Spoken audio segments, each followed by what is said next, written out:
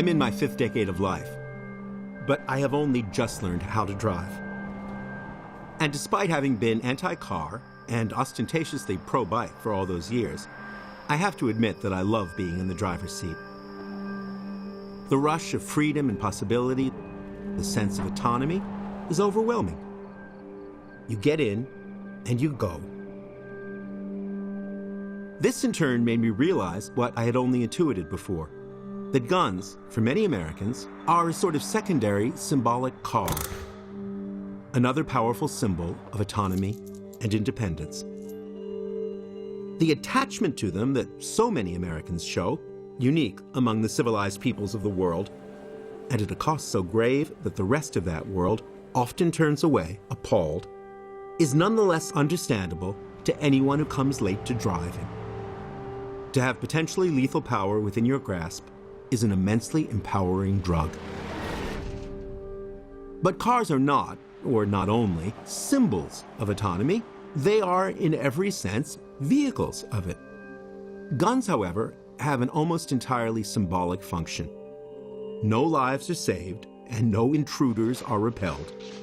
The dense and hysterical mythology of gun love has been refuted again and again. The few useful social functions that guns do have, in hunting or in killing varmints, as a countryman, like my father, has to, can be preserved even with tight regulations, as in Canada. Yet meaningful restrictions on guns seem beyond our grasp. The n.r.a. assures us anew, after each massacre in a school, theater, or office, any limit would curb only our freedom, not the senseless killing. If you limit the American public's access to semi-automatic technology, you limit their ability to survive. Imagine we live in a city where children are dying of a ravaging infection. The good news is that its cause is well understood and its cure, an antibiotic, easily at hand. The bad news is that our city council has been taken over by a faith-healing cult that believes the infections come from evil and will go to any lengths to keep the antibiotics from the kids. We will filibuster any legislation. We do live in such a city. More than 2,500 children and teens die annually from gun violence in the United States.